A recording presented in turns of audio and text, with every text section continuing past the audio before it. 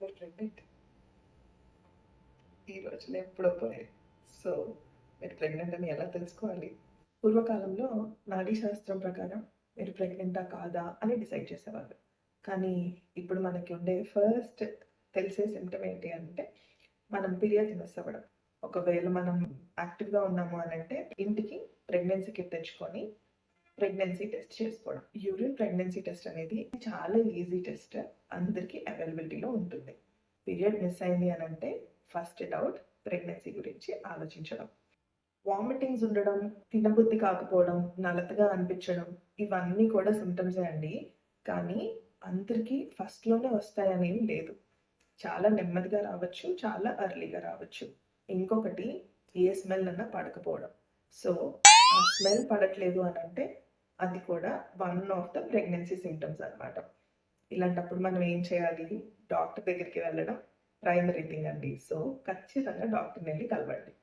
ఎందుకంటే మీ ప్రెగ్నెన్సీ గర్భసంచి లోపలే ఉందా లేకపోతే బయట ఎక్కడైనా ఇంప్లాంట్ అయిందా అనేది మీ డాక్టర్ గారు మీకు ఒకసారి చూసి స్కాన్ చేసి చెప్తారు. డాక్టర్ దగ్గరికి వెళ్ళకుండా ఇంట్లోనే మనం అన్నీ చేసుకోవచ్చు అనుకోవడం మాత్రం ఇప్పటి కాలంలో మూర్ఖత్వం అనే చెప్పాలి. సైంటిఫిక్గా అన్నీ అవైలబుల్గా ఉన్నప్పుడు యూటిలైజ్ చేసుకోవడం ఒక ఆపర్చునిటీ.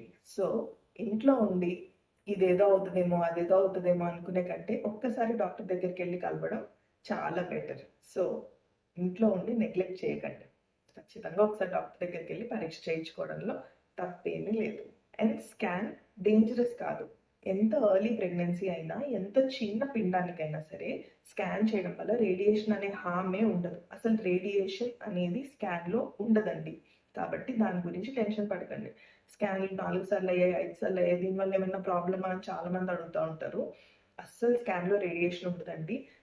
స్కాన్ చేయించడం వల్ల అయితే బేబీకి ఎటువంటి హాని కలగదు, తల్లికి కూడా ఎటువంటి హాని కలగదు.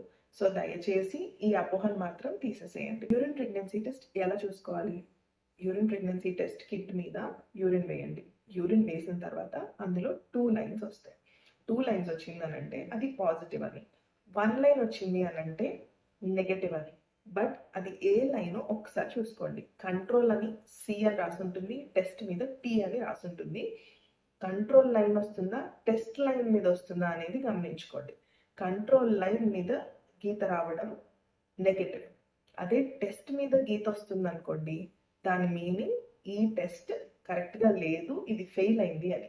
అలాంటప్పుడు మీరు ఇంకొక టెస్ట్ కిట్ తెచ్చుకొని చేయాల్సింది ఉంటుంది. ఇది ఒక్కటి గమనించుకోండి. అండ్ మీ డాక్టర్ని ఖచ్చితంగా కలవండి. Thank you.